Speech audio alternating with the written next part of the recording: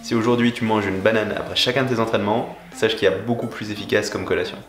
Aujourd'hui je vais t'expliquer exactement ce qu'est une bonne collation pour après tes entraînements et je vais donner 3 exemples concrets que tu pourras mettre en place dès tes prochaines séances. Salut, ici Nico et bienvenue dans l'épisode 97 de Questions Muscu, la mini-série dans laquelle je réponds à vos questions sur la musculation tous les jours. Et aujourd'hui, je réponds à la question de savoir qu'est-ce qu'une bonne collation après entraînement. Parce qu'à mes débuts en musculation, je me suis rendu compte assez vite que ce moment après entraînement, c'était un moment vraiment important en termes de nutrition. On parlait beaucoup de la fenêtre après entraînement, la fenêtre post-workout en anglais, et que c'était assez important d'avoir à ce moment-là des protéines et des glucides. Et je comprenais pas exactement pourquoi c'était si important, mais a priori, si les bodybuilders pro ils faisaient ça, je devais faire la même chose.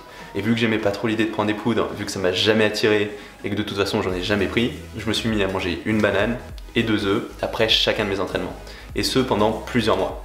Mais ce que je savais pas à l'époque, c'est que c'était une collation qui n'était pas adaptée et que ça risquait même de me faire ralentir plus qu'autre chose. Et c'est vraiment important, certes, d'avoir des protéines et des glucides après ton entraînement, mais pas de n'importe quel type. Je vais t'expliquer exactement pourquoi. Alors déjà, pourquoi c'est si important d'avoir des protéines et des glucides après ton entraînement? Et bien en fait, il y a quelque chose que je répète assez souvent, c'est le fait que la séance d'entraînement, c'est le moment où tu vas stimuler la prise de muscle. Mais c'est pas le moment où tu vas construire du muscle.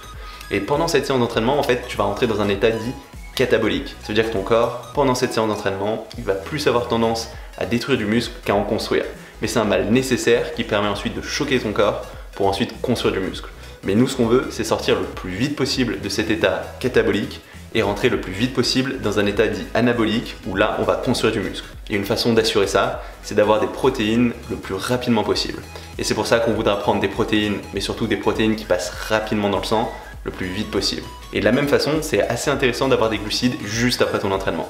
Parce que le fait d'avoir des glucides qui passent rapidement dans ton organisme, ça va entraîner un pic d'insuline. Et ce pic d'insuline, il va aider cet état anabolique, il va aider à prendre du muscle. En plus, les contractions musculaires de ta séance d'entraînement, ils vont pousser ton corps à produire une petite protéine appelée le GLUT4. GLUT4.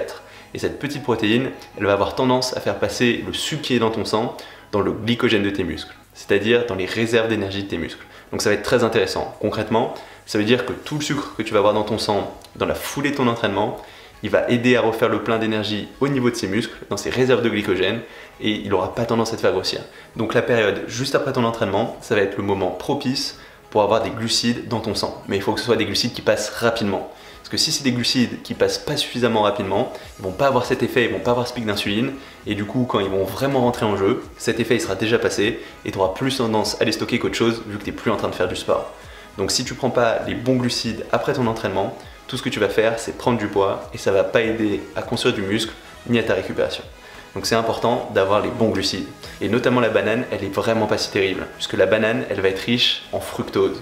Et le fructose, c'est une forme de sucre qui va avoir tendance à passer lentement dans ton organisme. Ça veut dire que tu vas pas pouvoir l'avoir de façon disponible juste après ton entraînement. En plus, vu que c'est un sucre un peu particulier, il va être uniquement stocké au niveau de ton foie. Ça veut dire qu'il va pas pouvoir vraiment servir à refaire le plein dans tes réserves d'énergie au niveau de tes muscles. Mais ce qui va se passer, c'est qu'une fois que les réserves d'énergie au niveau de ton foie, elles sont remplies, ton corps, il va le stocker sous forme de graisse. Donc quand on a un fruit comme la banane qui est relativement élevé en fructose, et ben, il va y avoir toute une partie de ce sucre, tout ce fructose, qui va être stocké sous forme de graisse et qui va pas aider à régénérer tes réserves d'énergie musculaire. Donc est-ce que la banane c'est si terrible? Non, puisque la banane ça va aussi t'apporter plein de vitamines. Mais c'est pas après l'entraînement que ça aura le meilleur effet. En plus, la banane c'est quand même très dense en calories. Donc si t'es quelqu'un qui essaye de sécher ou quelqu'un d'un peu trop gras, a priori c'est pas le fruit que tu dois prendre. Mais en tout cas ce qui est sûr, c'est que après l'entraînement, c'est pas la bonne collation. Il te faut quelque chose qui va passer plus vite dans ton organisme et qui pourra servir à la fois augmenter d'un seul coup ton insuline et aussi refaire le plein de ses réserves d'énergie au niveau de tes muscles. Et avant de te donner 3 exemples de bonnes collations pour ces glucides, je voulais te parler un petit peu plus des protéines. Et notamment le fait que ce qu'on va rechercher, c'est des protéines qui vont passer rapidement dans ton organisme. Et c'est pour ça que les œufs, ça va pas être si bien, puisque dans les œufs, il y a aussi beaucoup de bonnes graisses.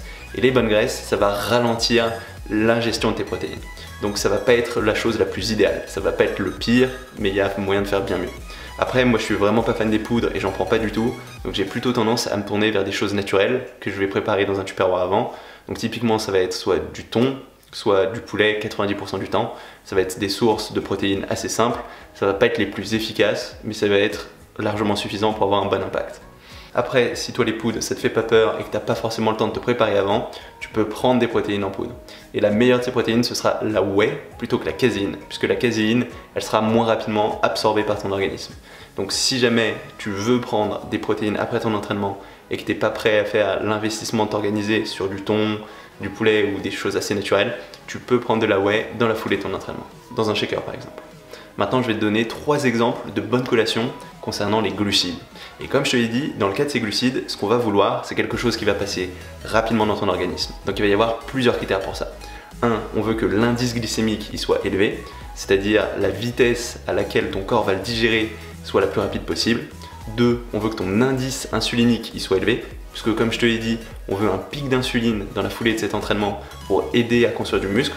Donc plus cet indice insulinique qui va caractériser la quantité d'insuline que ton corps va produire pour un certain aliment, il est élevé, plus c'est intéressant. Et 3, ce qu'on veut, c'est des fruits ou une collation en tout cas qui soit relativement basse en fructose. Parce que le fructose, comme je te l'ai dit, c'est un sucre, mais c'est un sucre qui va passer relativement lentement dans ton organisme.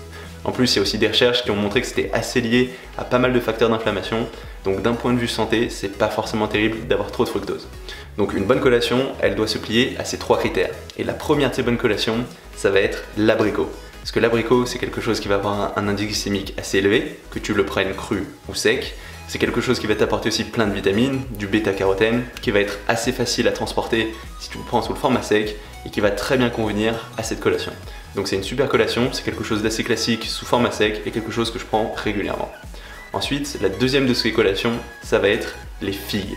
Et ces figues, tu peux les consommer séchées, ça va être très riche en vitamines, très riche en antioxydants et très dense en sucre. Donc ça va être parfait avec 2-3 figues, tu vas avoir ce qu'il te faut après ton entraînement. Donc ces figues, c'est une collation que j'apprécie vraiment, qui sont bonnes pour la santé et c'est en général ce que je prends la majorité du temps après mes entraînements. Et ensuite, la troisième collation, qui est aussi une très bonne collation, très riche en vitamines, relativement pauvre en fructose, mais que je vais pas toujours prendre parce que un petit peu moins pratique, ça va être le kiwi. Et le kiwi, c'est vraiment un super fruit. C'est quelque chose qui va avoir aussi plein d'antioxydants, que tu peux avoir sur toi relativement facilement, même si ce sera un peu moins évident qu'un fruit sec à manger, et qui va t'apporter plein de bonnes choses, en plus de remplir tous ces 3 critères. Donc avec ces 3 collations, ces 3 fruits, à savoir l'abricot, la figue et le kiwi, tu as 3 bons exemples de collations après entraînement. Et tu peux très bien tourner d'une séance sur l'autre, il n'y a pas de raison de rester sur un seul fruit.